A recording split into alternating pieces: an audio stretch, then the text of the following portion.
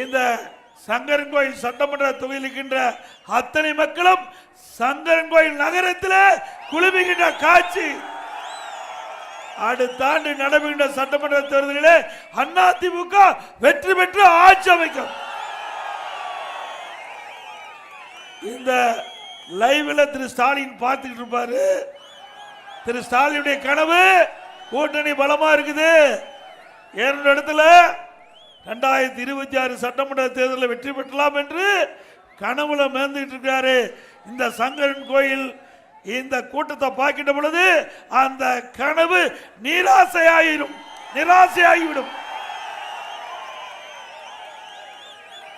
இந்த எழுச்சி ஆரவாரமே வெற்றிக்கு சாட்சி. இன்னைக்கு அனைத்து இந்திய அண்ணா திராவிட முன்னேற்ற கழக கூட்டணி அடுத்த ஆண்டு நடைபெற்ற சட்டமன்ற தேர்தலில் 210 இடங்களில் வென்று ஆட்சி அமைக்கும். ஏன்னா 2011 2021 வரைக்கும் நிறைய திட்டங்களை தமிழ்நாட்டு மக்களுக்கு அதிமுக அரசு வழங்கி இருக்குது. இன்றைக்கு 2021 2025 வரை 50 மாத திராவிட முன்னேற்ற கழக ஆட்சியில் நாட்டு மக்களுக்கு எந்த ஒரு பெரிய திட்டத்தையும் கொண்டு வந்து நிறைவேற்றப்படவில்லை. அவர்களுடைய எண்ணமெல்லாம் ஆட்சி அதிகாரத்தில் தொடர்ந்து இருக்க வேண்டும். அதற்காக அந்த கூட்டணி எல்லாம் சரியான முறையில் கவனிக்கிற மாதிரி கவனிச்சு அப்படியே கொண்டு போயிட்டு இருக்காங்க. திராவிட முன்னேற்ற கழகத்தை பொறுத்த வரைக்கும் கூட்டணியை நம்பி இருக்கின்றார்கள். அனைத்து இந்திய அண்ணா திராவிட முன்னேற்ற கழகத்தை பொறுத்தும் மக்களை நம்பி இருக்கின்றது. மக்கள் தான் நீதிபதிகள். யார் ஆட்சிக்கு வர வேண்டும் என்று நிர்ணயிக்கக்கூடிய அதிகாரம் மக்களிடத்தில் இருக்குது. கூட்டணிக்கு அல்ல. கூட்டணிக்கு இல்ல, உங்ககிட்ட தான் இருக்குது. இது உண்மைதானே? இல்லைன்னா நாளைக்கே ஒரு கூட்டணி கட்சி தலைவர் அறிக்கை விடுவார். அதனாலதான் இப்ப மக்களே தெளிவுபடுத்திட்டீங்க. மக்கள் நினைத்தா தான் ஒரு கட்சி ஆட்சிக்கு வர முடியும் அப்படின்னு நாங்க நினைக்கிறோம். ஆனா திமுக தலைவர் ஸ்டாலின் கூட்டணி பலமா இருந்தா ஆட்சி அமைக்கப்படும் என்று தவறான கருத்தை எண்ணிக்கொண்டிருக்கின்றார். மக்கள் தான் எஜமானர்கள்.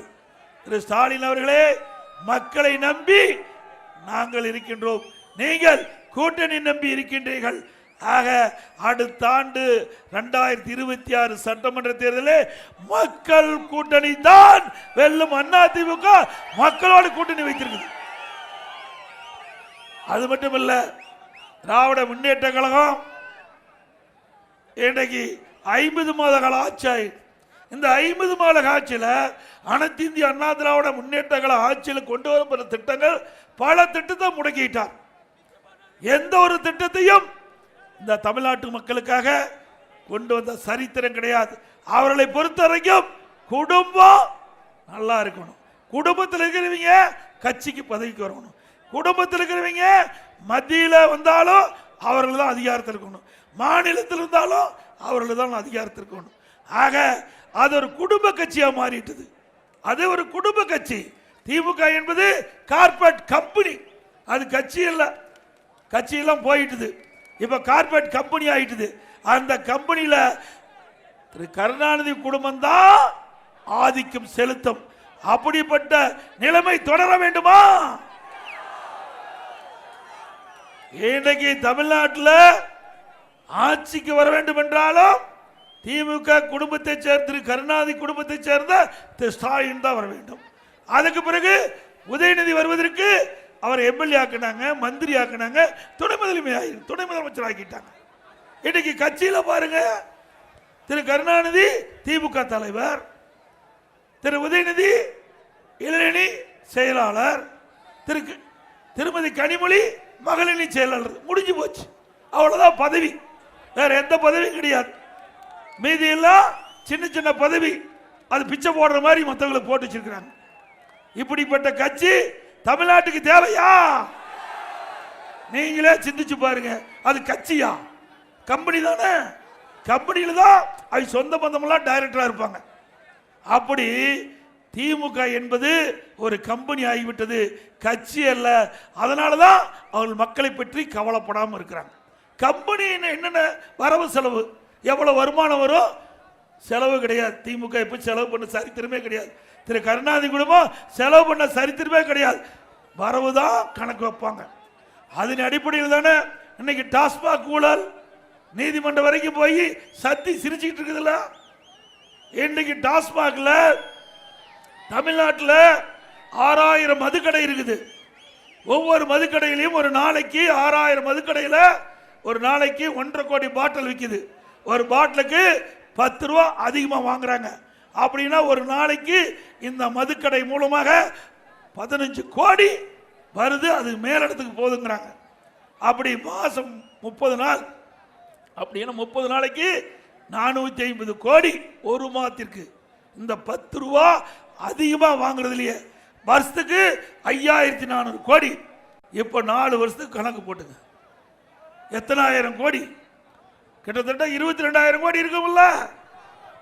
மாசம் 5400 கோடினா கிட்டத்தட்ட 4 ஆண்டுல 20,000 கோடி. இந்த 10 ரூபா கூடுதலா வாங்கினதுலயே இவ்வளவு வருமானம்னா இன்னும் எத்தனை துறை இருக்குது? அத்தனை துறையில எப்படி கொள்ளையடிச்சிருப்பாங்க?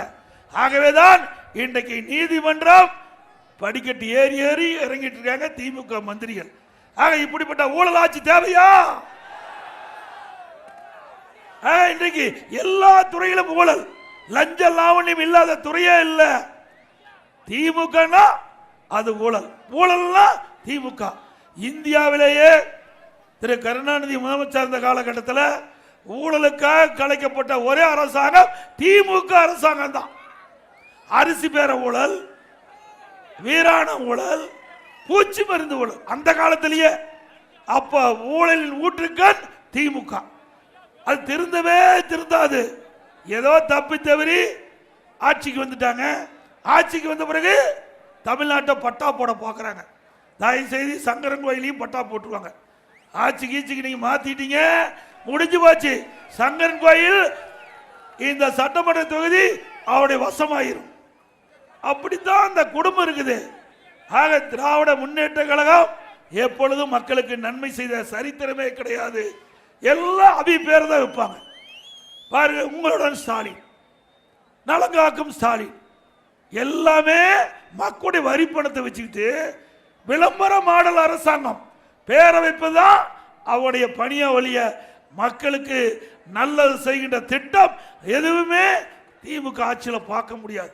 இதே அண்ணா திமுக ஆட்சியில் இந்த சங்கரன் கோயில் சட்டமன்ற தொகுதியில் நிறைய திட்டங்களை நிறைவேற்றிக்கிறோம்.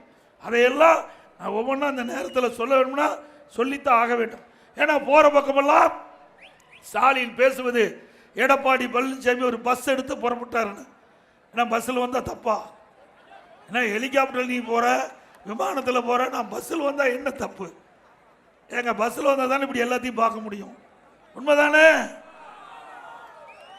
அதை கிண்டலுக்கு எளியும் பேசுற, நீ என்ன வேணா பேசு, அதை பத்தி கவலையில். நான் ஒரு விவசாயி, நான் இப்படித்தான் இருப்பேன். மக்களுக்கு என்ன தேவையோ அதுதான். இங்க இருக்கிற மக்கள் பெரும்பாலும் விவசாயிகள், விவசாய தொழிலாளி, இரவு பகல் பாராம கஷ்டப்பட்டு உழைக்கின்ற இந்த மக்கள். அந்த மக்களோடு மக்களா நான் இருக்கிறேன். மக்களை பார்ப்பதற்கு இதை தேர்ந்தெடுத்த இந்த வாகனத்தில் வர அது அவரால் பொறுக்க முடியும். திரு ஸ்டாலின் அவர்களே, எதை பேசினாலும் பேசிக்கொள். ஆனால் அனைத்து இந்திய அண்ணா திராவிட முன்னேற்ற கழக ஆட்சியில் செய்த நன்மை உங்களால் எப்பொழுதும் செய்ய முடியாது. உங்கள் ஆட்சியில் இந்த திருநெல்வேலியில் மட்டும், திருநெல்வேலி முதல் ராஜபாளையம் வரை 2 வழிச்சாலை 250 கோடியில், சங்கரன் கோயில் கூட்டுக்குடி திட்டம் கொண்டா நகரம் 543 கோடியில் நிறைவேற்றுகிறோம்.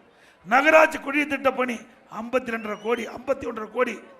சங்கரன் கோயில் ஆலங்குளம் குடிநீர் விநியோக திட்டம் 37 கிராமம் 50 கோடியில் செஞ்சிருக்கிறோம். சங்கரன் கோயில் நகராட்சி மறுசீரமைப்பு கூட்டுக்கடி திட்டம் 60 கிராமம் 43 கோடியில் கொடுத்துருக்கோம். ஊரக வளர்ச்சி மூலம் சாலை மற்றும் குடிநீர் மேம்பாட்டு பணி 155 கோடியில் செஞ்சிருக்கிறோம். நெடுஞ்சாலைத்துறை மூலம் கிராமப்புற பகுதி சாலை வசதி 105 கோடியில் செயல்படுத்தி இருக்கிறோம். அரசு கலை மற்றும் அறிவியல் கல்லூரி சுமார் 9 கோடி மதிப்பீடுல இன்னைக்கு அமைச்சு கொடுத்திருக்கிறோம். புதிய வருவாய் கோட்டம் 2 கோடியில் செயல்படுத்தி இருக்கிறோம். திருவேங்கட வட்டாட்சி அலுவலகம் சுமார் 2.5 கோடி மதிப்பீட்டில் மேற்கொள்ளப்பட்டிருக்குது. எலுமிச்சை ஆராய்ச்சி மையம் 1.5 கோடி மதிப்பீட்டில் செயல்படுத்தி இருக்கிறோம். திட்டக்கழிவு மேலாண்மை திட்டம் 7 கோடி மதிப்பீட்டில் மேற்கொள்ளப்பட்டது. கழிவுநீர் சுத்திகரிப்பு நிலம் 3 கோடி மதிப்பீட்டில் மேற்கொள்ளப்பட்டது. அரசு ஆரம்ப சுகாதார நிலையம் 15 கோடி மதிப்பில் மேற்கொள்ளப்பட்டது. 15 நடமாடும் ரேஷன் கடைகள் இங்கே அமைச்சிருக்கிறோம். 14 அரசு பள்ளியில் தரம் உயர்த்தப்பட்டிருக்கின்றது. சங்கரன்கோயில் நகராட்சி சாலைகள் ரூபாய் 40 கோடியில் மேற்கொள்ளப்பட்டிருக்கிறது. அனைத்து கிராமங்களிலும் குடிமராமத்து பணிகள் செய்யப்படுது. இவ்வளவும் அதிமுக ஆட்சியில் செஞ்சோம். உங்க ஆட்சியில் இப்படி சங்கரன் கோயில்ல திட்டத்தை கொண்டாந்துருக்கீங்களா? கொண்டாந்தாங்களா? இன்றைக்கு அதிமுக ஆட்சி இருக்கின்ற வரைக்கும் மின் கட்டணம் ஏத்தல. இன்றைக்கு இது நகராட்சி. இந்த நகராட்சியிலிருந்து கிராமம் வரை இன்றைக்கு வீட்டுக்கு மின்சார கட்டணத்தை ஏத்தல. அதிமுக ஆட்சியில் இன்றைக்கு திராவிட முன்னேற்ற கழகம் ஆட்சிக்கு வந்த பிறகு 67% மின் கட்டணத்தை உயர்த்திருக்கிறீங்க. அதுபோல நகராட்சியில் வீட்டு வரி 100%. 1000 ரூபாய் வீட்டு வரி செலுத்தினா 2000 வீட்டு வரி செலுத்தணும். அதே போல கடவரி 1000 ரூபாய் வீட்டு வரி செலுத்துறீங்களா 150% உயர்த்தி 2500 ரூபாய் செலுத்தணும். பீக்கவர் அதுக்குன்னு ஒரு ரேட். குடிநீர் வரி கேட்க வேண்டியதே இல்லை. குப்பை வரி எல்லாம் போட்டாச்சு. கிராமத்தில் இருக்கின்ற மக்களுக்கும் காங்கிரீட் வீடு கட்டுனீங்களா சதுரடிக்கு 1 ரூபா. ஹாஸ்பிட்டல் சட்டம் போட்டீங்கன்னா ஒரு சதுரடிக்கு 60 ரூபா. ஒரு சதுரடிக்கு 60 பைசா. குடிசைனா 30 பைசா. எல்லாத்துக்கும் வரி போட்ட ஒரே அரசாங்கம் திமுக அரசாங்கம். கிராமத்திலிருந்து நகரம் வரை மக்கள் நிம்மதியா வாழ முடியல இந்த ஆட்சியில். சிந்திச்சு பாருங்க. கொரோனா காலம் 12 மாதம் மக்களுக்கு வேலை இல்லை, அரசாங்கத்துக்கு வருமானம் இல்லை, விலைவாசி உயரவில்லை. கட்டுப்பாட்டுக்குள்ள விலைவாசி வச்சிருந்தோம். இன்னைக்கு அரிசி விலை அதிமுக ஆட்சியிலையும் பாருங்க, திமுக ஆட்சியிலையும் பாருங்க 40% அரிசி விலை உயர்ந்து போச்சு. பருப்பு விலை 35%. என்ன விலை கேட்க வேண்டியதே இல்லை, அந்த அளவுக்கு உயர்ந்து போச்சு. ஏழை எளிய ஒடுக்கப்பட்ட நசுக்கப்பட்ட தாழ்த்தப்பட்ட மக்கள் வருமானம் இல்லாம துன்பப்பட்டிருக்கின்ற இந்த நேரத்தில் விலைவாசி உயர்ந்து போச்சு. இப்படி அரசு தொடர வேண்டுமா? சத்தமா சொல்லுங்க. சொல்ல மாட்டேங்க. திமுகவில் அது மட்டும் இல்ல, கொரோனா காலம் 12 மாசம் ரேஷன் கடையில் அரிசி விலை இல்லாம கொடுத்தோம், என்ன விலை இல்லாம கொடுத்தோம், சக்கரை விலை இல்லாம கொடுத்தோம். கொடுத்தோம்ல ஒரு ஆண்டு ரேஷன் கடையில். அது மட்டும் இல்ல, திராவிட முன்னேற்ற கழகம் ஆட்சிக்கு வந்தா 100 நாள் வேலை திட்டத்தை 150 நாளாக உயர்த்தப்பட்டாங்க. உயர்த்தினாங்களாமா? உயர்த்தினாங்களா? 100 நாள் வேலை திட்டத்தில் பணிபுரிய ஊழியருக்கு சம்பளம் உயர்த்தினாங்களா? உயர்த்தினாங்களா? 100 நாள் வேலை திட்டம் சுருங்கி 50 நாள் ஆகி போச்சு. அந்த 100 நாள் வேலை திட்டத்தில் பணிபுரிந்த அந்த ஊழியருக்கு முழுமையா சம்பளம் கொடுக்கல. கேட்டா மத்திய அரசு சொல்றீங்க. மத்திய அரசு கேட்டா கணக்கு கொடுத்தா தானே நாங்க முழுமையா பணம் கொடுக்க முடியும் அவர்கள் சொல்றாங்க. நாங்க மத்திய அரசுக்கு சென்று அந்த அமைச்சரோட பேசும்போது அவர்கிட்ட நாங்கள் சொன்னோம், இந்த ஏழை எளிய மக்கள் இந்த 100 நாள் வேலை திட்டத்தில் பணிபுரிந்துட்டு இருக்கிறாங்க, அவர்களுக்கு இந்த சம்பளத்தை உடனடியாக வழங்க வேண்டும் என்று சொன்னவுடன் உடனடியாக 2999 கோடி விடுவிச்சு நம்முடைய 100 நாள் வேலை திட்டத்தில் பணிபுரிந்த ஊழியருக்கு சம்பளமாக வாங்கி கொடுத்தது அதிமுக. அதிமுக பொறுத்த வரைக்கும் ஆளுங்கட்சியா இருந்தாலும் சரி, எதிர்கட்சியா இருந்தாலும் சரி, மக்களுக்குடைய பிரச்சனையை தீர்ப்பதிலே முதல் கட்சி அதிமுக கட்சி. ஏங்க 100 நாள் வேலை திட்டத்தில் பணிபுரிந்த அந்த தொழிலாளிகளுக்கு பணம் வாங்கி கொடுப்பது அவருடைய வேலை. செய்ய முடியல, அதுக்கு தில்லு திராணி தெம்பு வேணும், அரசாங்கம் நடத்துறதுக்கு தகுதி வேணும். தகுதி இல்லாத முதலமைச்சர் இன்றைய தினம் நாட்டை ஆண்டு கொண்டிருக்கின்ற காரணத்தால இப்படி மக்கள் படுகின்ற துன்பம் ஏராளம் என்பதை இந்த நேரத்தில் சுட்டிக்காட்டி, அதோட இது கிராமம் நிறைந்த பகுதி, இன்றைக்கு ஏழை மக்கள் நிறைந்த பகுதி. பெரும்பாலும் ஏழை விவசாய தொழிலாளி, விவசாயி, ஏழை தொழிலாளிகள் அரசு பள்ளியில் படிக்கிறாங்க. அப்படி அரசு பள்ளியில் படிக்கிற மாணவ செல்வங்கள் நீட் தேர்வில் அதிக கவனம் செலுத்த முடியவில்லை. அதனால 2017-18 நான் முதலமைச்சர் இருந்த காலகட்டத்தில் அம்மாவுடைய அரசு 7.5% உள்ளிடுவதற்கிடை கொண்டு வந்து சட்டம் இயற்றப்பட்டு நடைமுறைப்படுத்திய காரணத்தினால் இன்றைக்கு அரசு பள்ளியை படித்த மாணவ மாணவி 2818 பேர் இன்றைக்கு மருத்துவக் கல்வி படிக்கிறாங்க. அத்தனையும் ஏழை மாணவர்கள். அப்படி ஏழை மாணவர்கள் மருத்துவ கல்வி கட்டணம் அந்த மருத்துவ கல்வி கட்டணம் செலுத்த முடியவில்லை என்ற எங்களுக்கு தகவல் கிடைத்தவுடன் அந்த இடஒதுக்கீட்டில் இடம் கிடைத்த அந்த மாணவர்களுக்கு மருத்துவ கல்வி கட்டணம் அரசாங்கமே செலுத்தும் என்று சொல்லி முழுவதும் அரசாங்கமே அந்த மருத்துவ கல்வி கட்டணத்தை ஏற்றுக்கணும். இதுதான் அதிமுக அரசு. பொன்மனச்செம்மல் புரட்சி தலைவர் எம்ஜிஆர் ஏழைகளுக்காக தொடங்கப்பட்ட கட்சி. இதே புரட்சி தலைவி அம்மாவர்கள் தன் உடலில் ஏற்பட்ட நோயை கூட பொருட்படுத்தாமல் இரவுகள் பாராமல் மக்களுக்காக பணியாற்றி உழைத்தவர்கள். ஆக இருவரும் தலைவர்கள் கட்டி காத்த கட்சி அதிமுக கட்சி. இது மக்களுடைய கட்சி. மக்களுடைய பிரச்சனையை தீர்ப்புதான் எங்களுடைய தலையாய கடமை என்பதை நேரத்தில் சுட்டிக்காட்டி அதிமுக ஆட்சியிலே கொண்டு வரப்பட்ட பல திட்டங்களை இன்றைக்கு இருக்கின்ற ஆளுங்கட்சி சேர்ந்த திராவிட மாடல் ஆட்சி நிறுத்தப்பட்டிருக்கிறது. தாலிக்கு தங்கம் திட்டம், திருமண உதவி திட்டம் நிறுத்தப்பட்டு விட்டது. மீண்டும் அதிமுக ஆட்சி மலர்ந்தவுடன் அந்த திட்டம் தொடரும். அதே போல நம்முடைய அரசு பள்ளியை படிக்கின்ற மாணவர்கள் இன்னைக்கு விஞ்ஞான கல்வி, அறிவுபூர்வமான கல்வி, உலகத்தரத்திற்கு ஏற்ற கல்வி நம்முடைய மாணவர்களுக்கு கிடைக்க வேண்டும் என்பதற்காக அரசு பள்ளியை படித்த மாணவர்கள் எல்லாம் ஏழை மாணவர்கள், அவர்களால் லேப்டாப் வாங்க முடியாது. அப்படிப்பட்ட ஏழை மாணவர்களும் திறமையான மாணவர்களாக உருவாக்குவதற்காக அம்மா சிந்தனையில ஒதுக்கப்பட்ட அற்புதமான திட்டம் நம்முடைய மாணவ செல்வங்களுக்கு லேப்டாப் கொடுக்கிற திட்டம். அதிமுக ஆட்சி 10 ஆண்டுல 52,35,000 பேருக்கு லேப்டாப் கொடுத்தோம். அத்தனையும் அரசு பள்ளி படித்த மாணவர்கள். அது மட்டுமல்ல, அந்த மாணவர்களுக்காக 7,300 கோடி அரசாங்கம் நிதி ஒதுக்கப்பட்டது. இன்றைய முதலமைச்சர் அவை அப்பா பேனா வைக்கிறதுக்கு நடுக்கடல்ல கொண்டு போய் 82 கோடி ரூபாய் செலவு பண்ணுங்கிறார். எழுதாத பேனாவை எங்க வச்சா என்ன? அப்பாவுக்கு நினைவு மண்டம் கட்டிக்கிறீங்க, ரைட்டு. அரசாங்க பணத்தில் நினைவு மண்டம் கட்டினீங்க. உங்களுடைய கட்சி தலைவர் முன்னாள் முதலமைச்சர் அங்கே நினைவு மண்டபம் கட்டுவது பொருத்தம். அதே நேரத்தில் அவருக்கு எழுதாத பேனாவை அரசு நம்முடைய மக்களுடைய வரிப்பணத்தில் நடுக்கடல்ல கொண்டு போய் 82 கோடியில பேனா வைப்பது சரியா?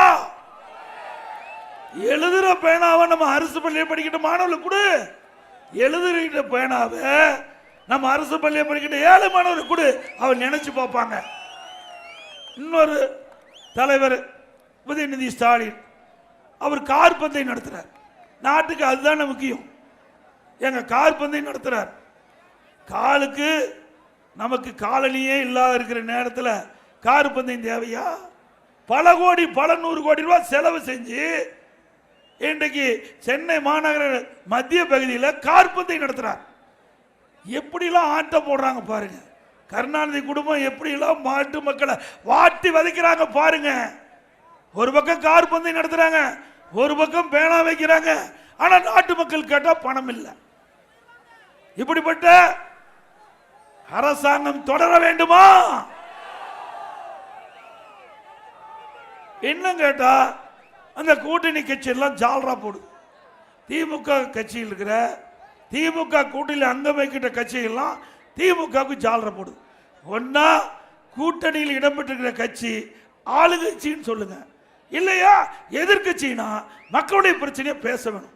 சட்டமன்றத்திலையும் பேசுறது இல்ல, வெளியிலையும் பேசுறது இல்ல. ஆனா திராவிட முன்னேற்ற கழகத்தை பற்றி நாங்கள் ஏதாவது விமர்சனம் பண்ணா உடனடியா பேப்பர்ல அவர்கள் எங்களை பற்றி விமர்சனம் பண்றாங்க.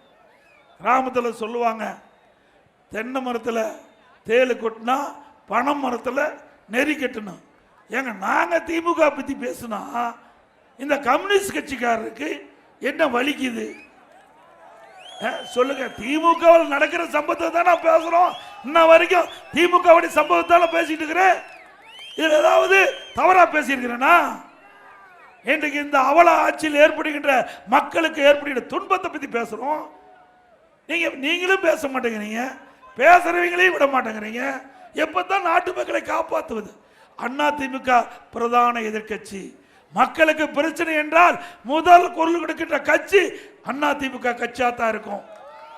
இதுவரைக்கும் 122 ஆர்ப்பாட்டங்கள், போராட்டங்களை மக்களுக்காக நடத்தி இருக்கிறோம். இன்றைக்கு கம்யூனிஸ்ட் கட்சி எத்தனை போராட்டத்தை நடத்தி இருக்கிறீங்க? இன்னைக்கு சட்டமன்றத்திலையும் ஜால்ரா போட்டுட்டு இருக்கிறீங்க, வெளியிலையும் ஜால்ரா போடுறீங்க.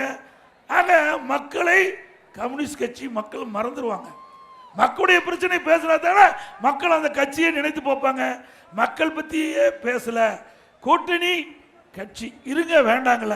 அதுக்காக அவர் செய்கின்ற தவறையெல்லாம் நீங்கள் மூடி மறைத்தால் தேர்தல் நேரத்திலே நீங்கள் காணாமல் போய்விடும் என்பதை மட்டும் நேரத்திலே தெரிவித்து, அதிமுக ஆட்சி இருக்கின்ற வரை நிறைய திட்டங்கள் விவசாயிகளுக்கு குடிமராமத்து திட்டத்தை கொண்டாந்தோம். இங்க இருக்கின்ற குளங்கள் எல்லாம் தூர்வாரப்பட்டது. இதனால் அங்கே நீர் சேமித்து வைக்கப்பட்டது. அதே நேரத்தில் தூர்வாரப்பட்ட மண் விவசாயிகளுக்கு விலை இல்லாம அவருடைய நிலத்திற்கு இயற்கை உரமாக பயன்படுத்தினாங்க. நல்ல விளைச்சல் கொடுத்தது. ஒரு பக்கம் நல்ல விளைச்சல், ஒரு பக்கம் ஏரி ஆழமானதுனால அந்த நீர் மழை காலத்தில் பெய்கின்ற நீர் முழுவதும் சேமித்து வச்சோம். அதிமுக ஆட்சியில் ஓடையின் குறுக்கே தடுப்புன, நதியின் குறுக்கே தடுப்புன, இப்படி தடுப்பணை கட்டி நீர் மேலாண்மையில் தமிழ்நாடு ஒரு முன்மாதிரியாக விளங்கக்கூடிய அளவிற்கு அதிமுக அரசு நடவடிக்கை எடுத்தது. அதையும் கைவிட்டுட்டாங்க. அதே போல விவசாயிகள் தொடக்க வேளாண் வங்கியிலே வாங்கிய பயிர்க்கடன் 2 முறை தள்ளுபடி செய்தது. விவசாயிகளுக்கு இயக்க சீற்றம், மழை வெள்ளத்தால் பாதிக்கிறாங்க, வறட்சியால் பாதிக்கிறாங்க, புயலால் பாதிக்கிறாங்க.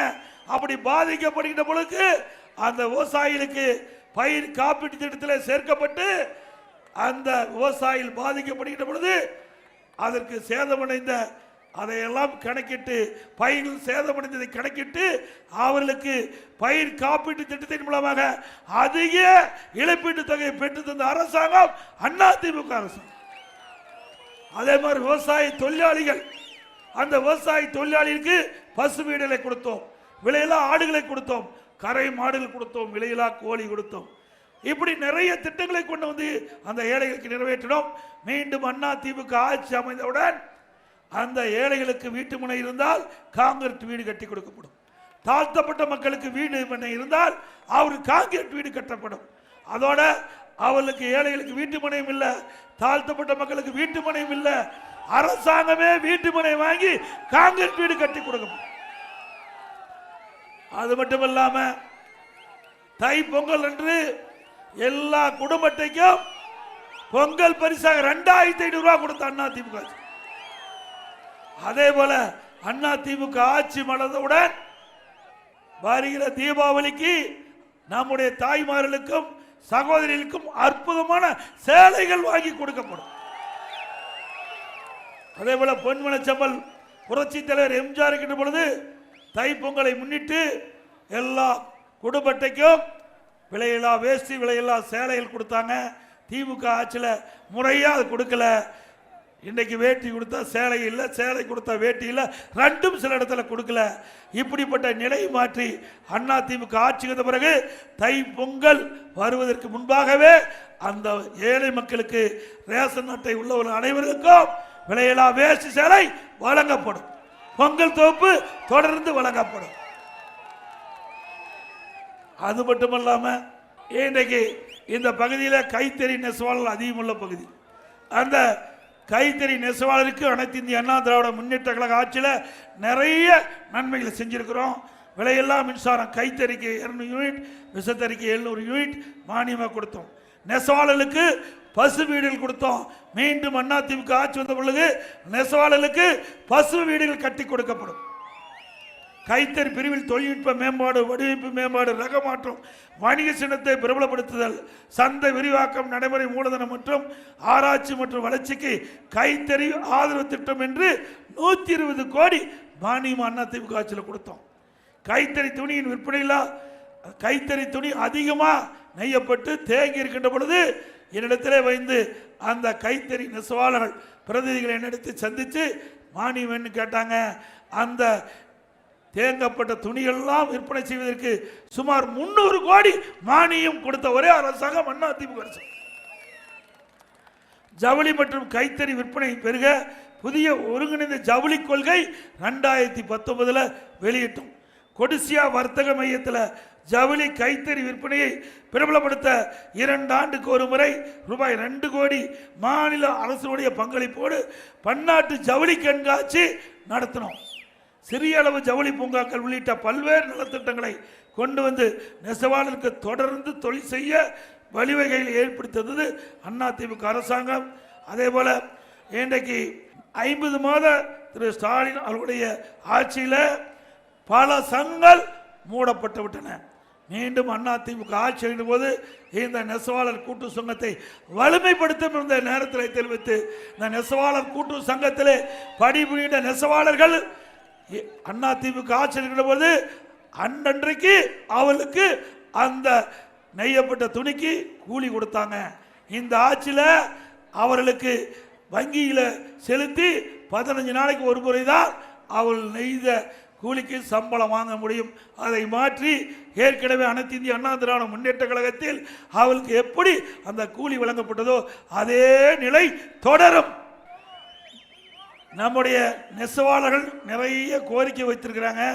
அந்த கோரிக்கையெல்லாம் அனைத்து இந்திய அண்ணா திராவிட முன்னேற்ற கழக அரசு வந்த பிறகு பரிசீலித்து நிறைவேற்றுவதற்குண்டான நடவடிக்கை எடுக்கப்படும் என்ற செய்தியை நேரத்தில் தெரிவித்து, அதோட அனைத்து இந்திய அண்ணா திராவிட முன்னேற்ற கழக தேர்தல் அறிக்கையில் இந்த நாட்டு மக்களுக்கு நிறைய திட்டங்களை நாங்கள் வழங்குவோம்.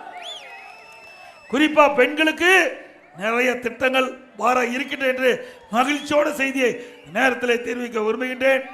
அதோடு சங்கரநாராயண் கோமதி அம்மாள் திருக்கோயில் திருவிழா இன்றைக்கு நாளைக்கு ஆடி தவசு நல்வாழ்த்துக்கள் இந்த நேரத்தில் தெரிவித்து,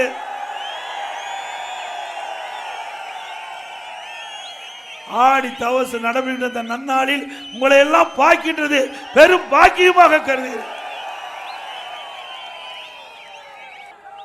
மக்களை காப்போம், தமிழகத்தை மீட்போம். மக்களை தமிழகத்தை மக்களை தமிழகத்தை மக்களை தமிழகத்தை பை பை ஸ்டாலின். நன்றி, வணக்கம்.